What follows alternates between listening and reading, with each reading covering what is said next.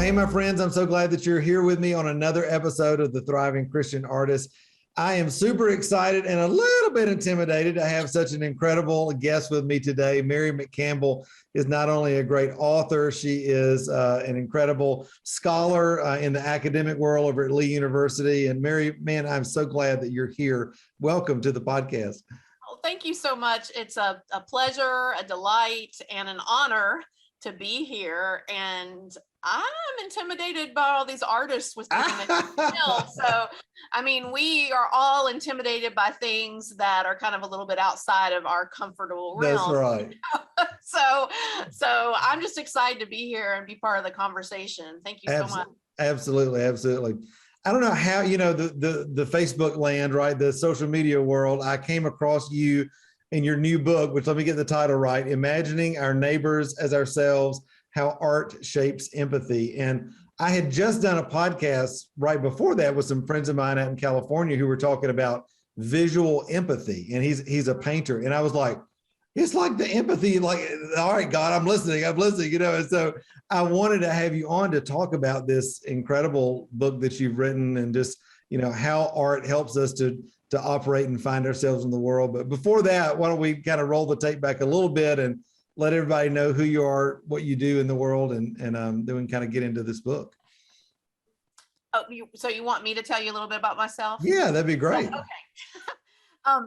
Yeah, so I am from Memphis. I mean, I've always been a person who is very much drawn to all types of art, visual, music, literature, philosophy. And I often felt that sometimes I learned just as much or maybe even more, sometimes even from secular art origins than even Christian, although I learned a lot from Christian artists and church. But and I had many friends that were artists, and I just always felt like there was something that there was just an amazing and different way to learn from artists. And, later on, I realized we call that the prophetic. I've had conversations with Mako Fujimura and learned from him about the significance and the role of the prophetic, artist. But I've seen in person through different ministry opportunities I've had, and also in the classroom, how much the arts can really help us with our spiritual formation. This is not just like Francis Schaeffer bemoans the idea that he thinks many Christians, he was writing in the 60s though, but many Christians art just as window dressing, but that this is actually something central to, can be something very central to the life of faith. So I went to Covenant College, which is a Christian college, Lookout Mountain, Georgia. Yeah. And then I ended up doing graduate school in the UK and was 5.5 years in England. Wow. And working with an international student ministry. And at the heart of the ministry were discussions about the arts, with especially many continental European students, who many of them had a real, I would say a real resistance, they were almost allergic to Christianity. Yeah. Yet when we would watch a film together or go to a concert or talk about or go to an art museum, the conversations that came out really would often get to the core of who they are and what they believed, and would lead us. And it wasn't just that we were trying to use art as a tool, but it was that art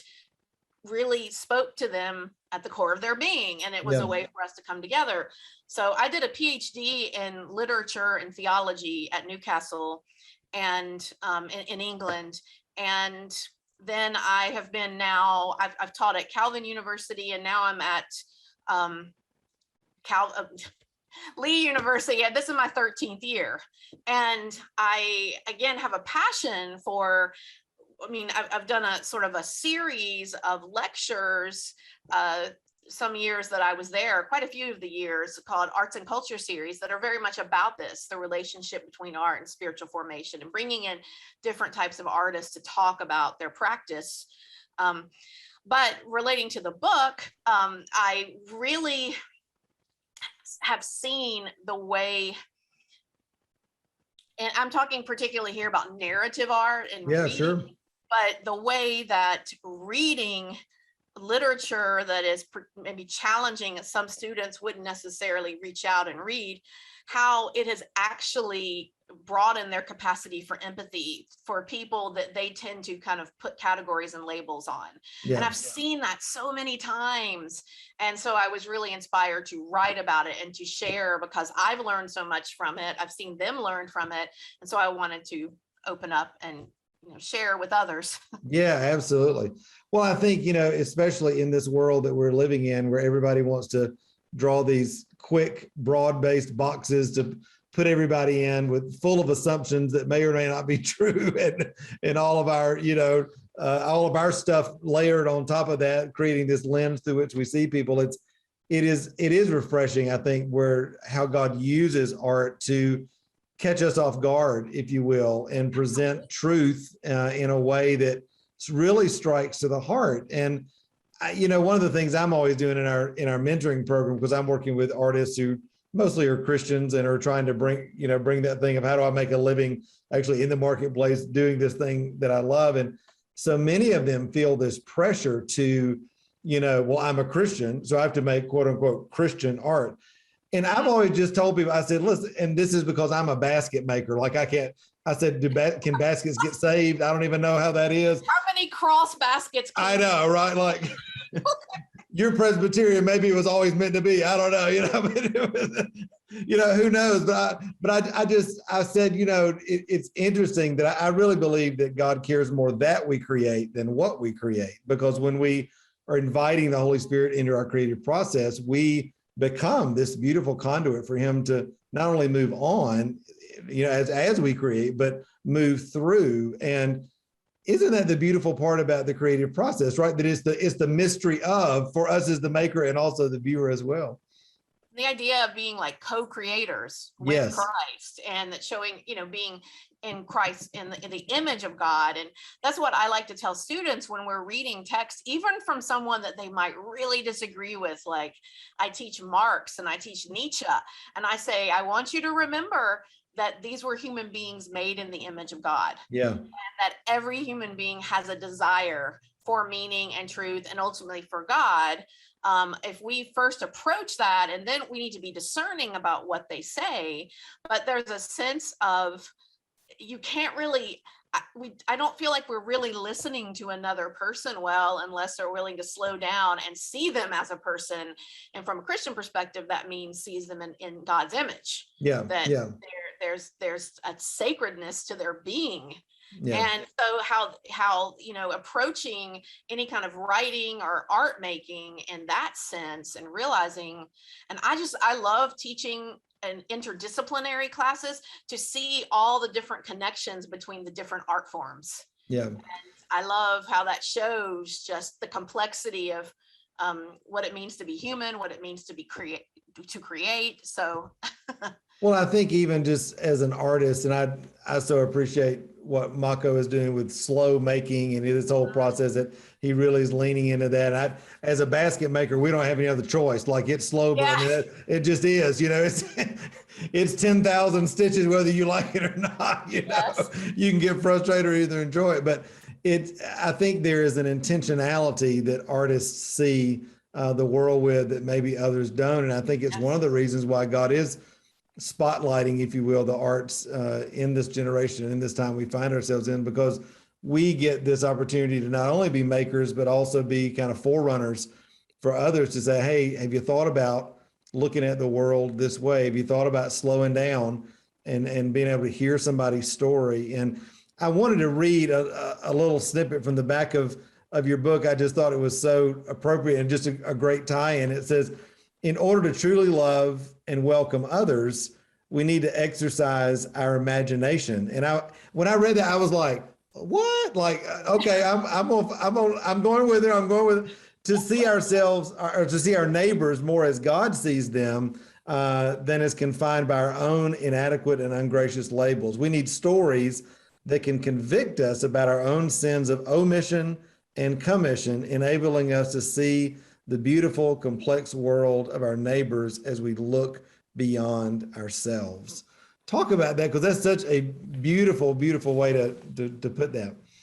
Thank you. I actually was really challenged. I mean, I think this is a long time conversation in the world of like art and theology. And I like the way Mako talks about having a sanctified imagination. Yeah. But I think what really helped me to kind of go in that direction is a quote from the novel The Power and the Glory by Graham Greene, where he says that hate is a failure of imagination. And that was just really stopped me in my tracks, challenged me. And it really made me think about how to hate someone else, you're not really willing to think about what it's like to be them and how difficult their life is and how confused they are. Now, we might use our imagination in a negative way, because sometimes if you really dislike someone, it's very easy to imagine. I don't know, I talk with my students, it's like if you're really upset that your friends go off on a trip without you and leave you behind, you become angry and you're imagining all the things they're doing. You're becoming more and more bitter. And so our imagination can be used in a negative way, but this kind of imagination is imagining my neighbor as myself. What is it?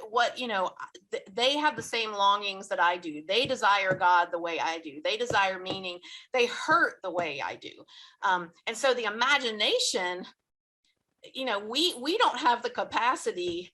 I feel like part of our natural disposition is not to be attentive and to linger and to really try to imagine what it's like to be the other person. It's much easier just to slap the label on. Yeah. But there was another quote I was gonna read from Simone Weil, who was the French existentialist, atheist, who then had this amazing conversion experience. And she's talking about the Good Samaritan. And this quote is so good. She says, "Attention is the rarest and purest form of generosity." And she talks about how attention leads to a kind of creativity. It leads to a kind of artfulness. I mean, but artists are teaching us to be more attentive, to look at the details, but we also need to turn that on another human being and to be attentive to seeing the image of God in there, and also trying to understand and imagine what their situation, so you can imagine yourself in their position.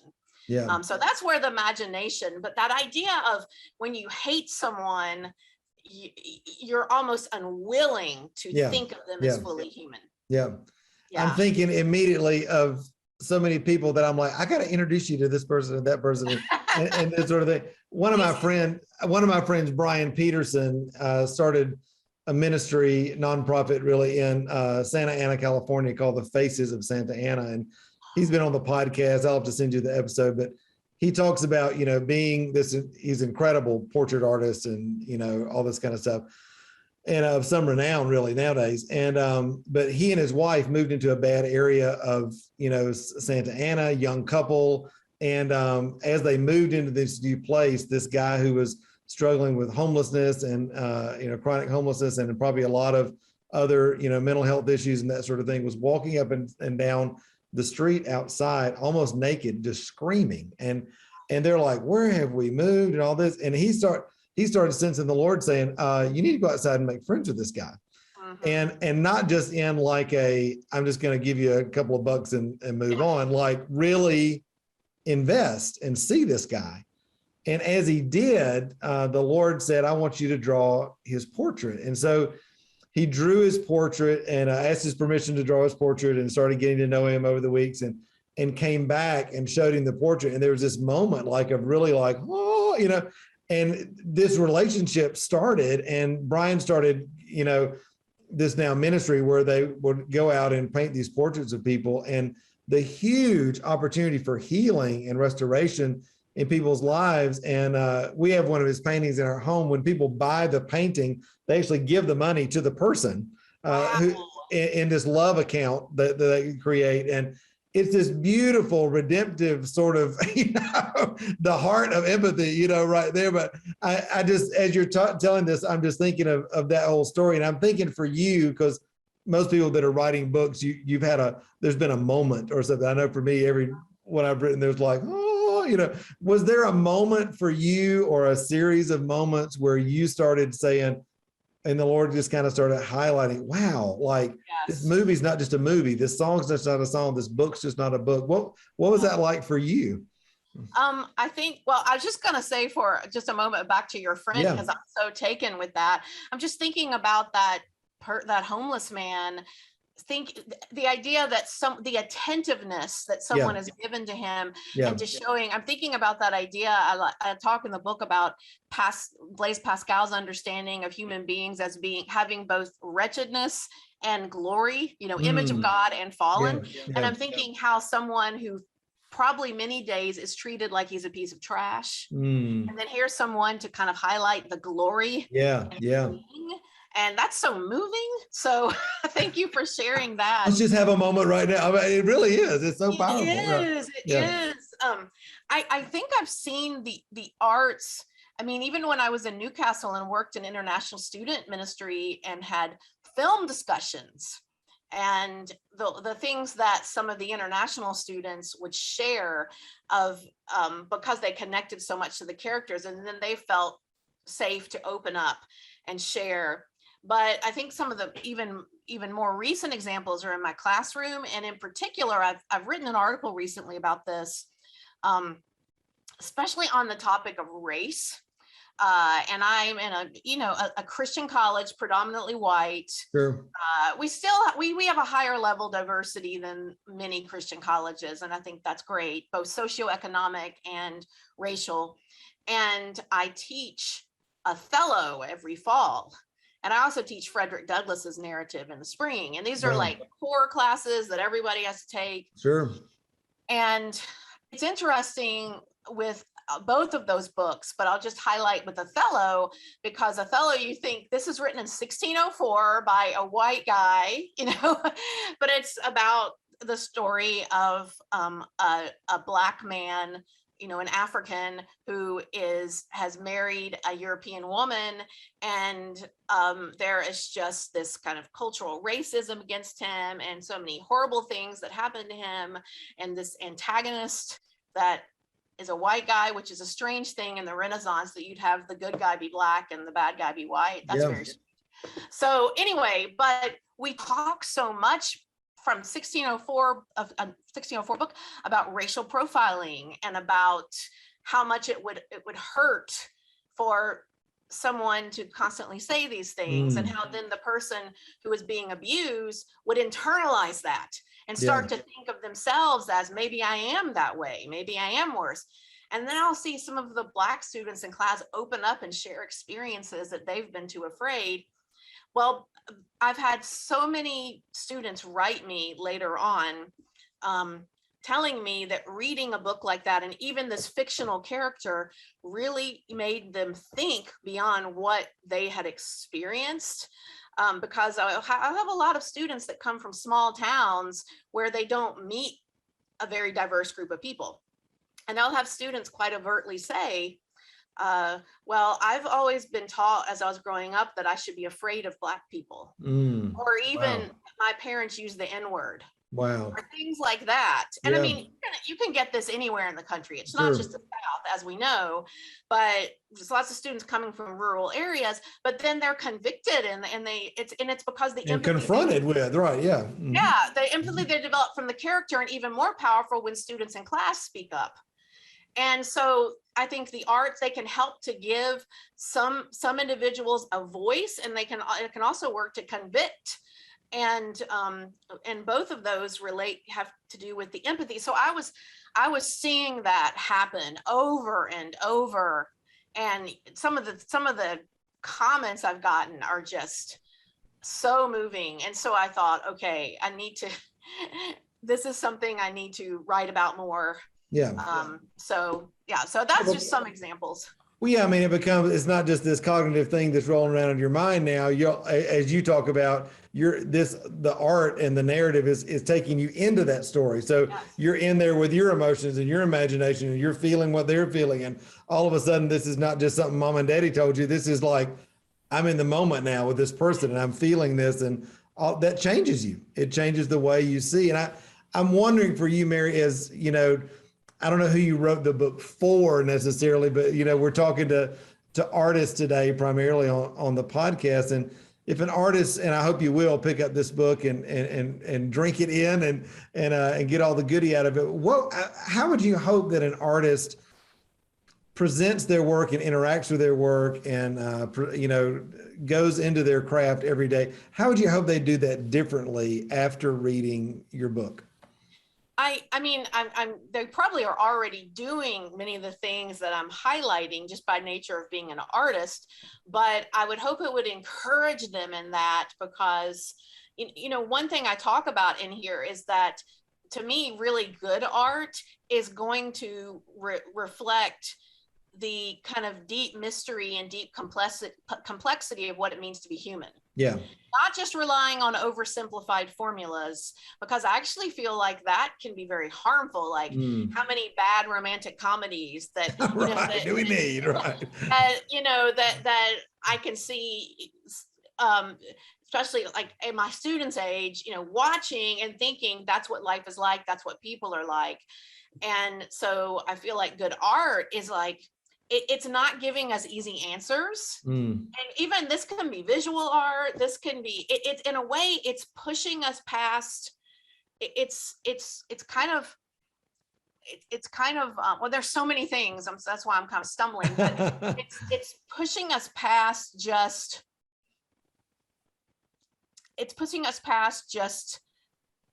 reducing and oversimplifying. It's pointing us towards the mystery and glory of God, of the creation, and of created human beings. And I feel like really good art should almost leave us more with a sense of mystery and wonder, to be back like children, to be in a state of wonder, and then just, okay, I figured it all out. Okay, that's great. Yeah. Because much art just tells you exactly what you want to hear, and I don't feel like that really helps. So I think the prophetic sense of artist, it's actually causing you to push very much deeper. Well, I think we hear a lot about especially in the prophetic, we want to encourage, equip, and edify, build up, and that sort of thing. But I'm like, the same God that wants you to do that is also the blacksmith that blows on your fire over here as well. Like he's the one that's stirring things up and turning up the heat. And so I think that any artist that is kind of in this pigeonhole of, it's got to be G-rated, family friendly church, you played at Wednesday night supper at your church, that is just the beginning of just a teeny part of what it can be. Because, I tell artists all the time, I'm like, listen, when God gives you an inspiration, it's coming through, all the lens and all the filters through which you've encountered him and encountered life and the beliefs you have and the tools that you have in your tool belt creatively and all that sort of thing. And I think so many times artists do a disservice by quickly kind of taking an idea and processing it through the most quick, artistic, processing way that we can, whether that's a painting or writing or whatever, rather than allowing that seed to be planted and to die and to go through the process, to marinate, if you will, inside and really come out on the other side as something that's thoughtful and that is provoking and can be encouraging as well. So absolutely. I mean, yes, I just think that any quote art that is just following a simple formula to give the people what they want is just right.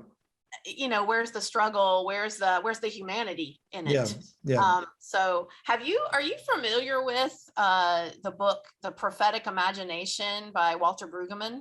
I'm not, but I'll have to get that. This was not on purpose. I happened to have it right. But it's because I was reading it. But he's a theologian. I don't agree with everything he always says. Yeah, sure. But it's a book about prophets in the Old Testament prophets.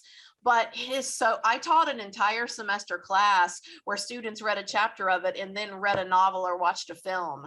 And we looked at how, because the way he's speaking about prophetic, when you mentioned about the fire, and he talks about two sides of the idea of prophetic. One is critique and lament, that in order to be prophetic, we have to be willing to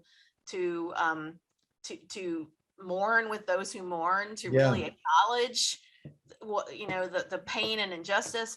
But then the other side is hope, and hope based on doxology, he says. But it's so interesting because I'm thinking about those two things working together in good art. I mean, and he's talking about the prophets. He goes through and talks about different Old Testament prophets and how we see this in their proclamations, the things they're saying. But then it really relates to the role of an artist as well, I think. So yeah, I recommend that to anybody listening. Walter Brueggemann, The Prophetic Imagination. It was written in the 70s, I think, or maybe early 80s. Wow. So it's not a new one, but it's such it's a reissue. So I was there in the 70s, 73. So that's what I came. Well, Mary, listen, we could be friends for a long time and talk forever, but I know that folks are going to want to grab a copy of the book, connect with you on social or wherever you are, these days. So where's the best place that people can kind of continue finding out about you and grab the book? Yeah. Well, they can, I'm on social media. I'm on all the things just with my name, Mary McCampbell. But I have a website, and it's marywmccampbell.com. And you can read some of the articles I have. Of course, you can find the book anywhere you find books. But I also have a newsletter that I've started, a Substack that is bi-weekly, although I've gotten behind, but it's bi-weekly, called The Empathetic Imagination. Cool. That's looking at different works of art, like continuing this conversation. So if you go to my website, you can sign up for that, or you can just look for my name on Substack. So And then you started a podcast this summer. Is it around this subject or something else? Or yes, it's also called The Empathetic Imagination. And it hasn't come out yet. It should come out, I think, in a few weeks. Nice. We've done 9 episodes so far. We're just putting on the final touches, and we'll release it. So exciting. You should be able to find that on my website once it's done. Absolutely. Well, listen, it is a joy to get to know you and just your heart, not only for the body of Christ in the world, but also creatives. And thank you for spending a little time with us and sharing your story and about your new book. So thanks for being on, Mary. Thank you. I really enjoyed it. It's very enriching and exciting for me. So thank you so much.